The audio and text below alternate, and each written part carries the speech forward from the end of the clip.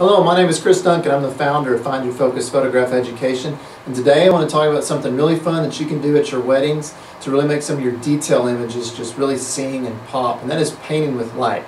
Now this is a technique I use in commercial imagery and architectural, for vehicles and lots of different applications, but today I want to focus it to your wedding photography. If you're watching this video on YouTube, there's a link right below there that'll take you to the blog entry about this, where you can see the images that we're talking about. But what I did is I like to do detail and ring shots at a wedding. And I kind of have a plant set up here. This is not the same bouquet, and obviously it's not the same ring that you're going to see in the image, but it's good for demonstration purposes. I was using a 100mm macro lens, and I was really close to the subject, so depth of field became an immediate issue.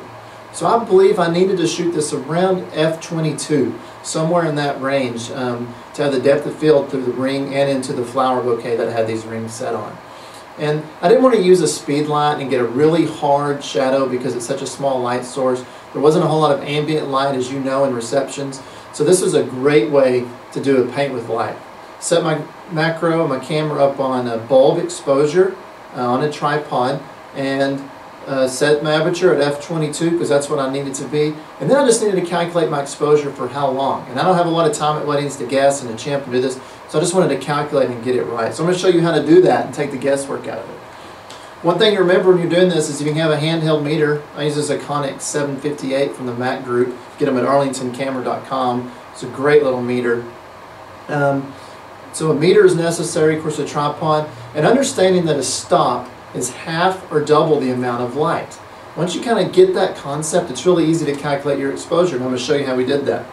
So I use this little flashlight here, and I do like this, but I need to know how long to paint for. So I'm going to set my light meter to the ISO that I need to use, and I'm going to set it to on time value, ambient mode, for 1 second. And I'm going to shine my light at it and take a reading. And it's going to give me an f-stop value. And it gave me a value 1 second at right around f4. Well, I can't shoot at f4. I already established I need to shoot at f29. So now I can just use my reciprocal exposure values to figure out how long I need to paint. So 1 second is equal to f4. That means 2 seconds is equal to f5.6. 4 seconds, because we're doubling our exposure, 4 seconds is equal to f8. 8 seconds is equal to f11. 16 seconds is equal to f16. And then 32 seconds is equal to f22. And so what I would do is my camera, open the bulb, and just paint 1, 2, 3, 4. Now I'm moving my light around slowly. And what this does is this gives me the appearance of a really nice large softbox because I'm moving the light, so the shadows are moving too. So I have really nice soft shadows. And I'm counting. And I'm just moving the light, painting all the details, getting the light where I need it. Now I just want to be careful I don't do this and point it back into my lens.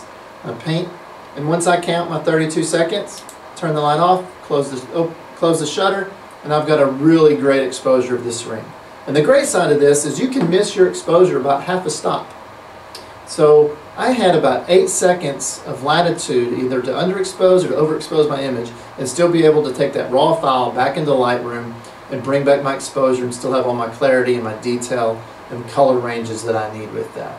So next time you're at a wedding or an event, take the glasses, take the bouquet, the rings, some of these table decorations to a dark room, get a dark space, and practice painting with light. I think you'll be surprised with the results. You're going to be able to create images that not everybody can create, and your clients are going to love these detailed images you can create from a wedding. Once again, my name is Cris Duncan, the founder of Find Your Focus Photographic Education, and happy creating.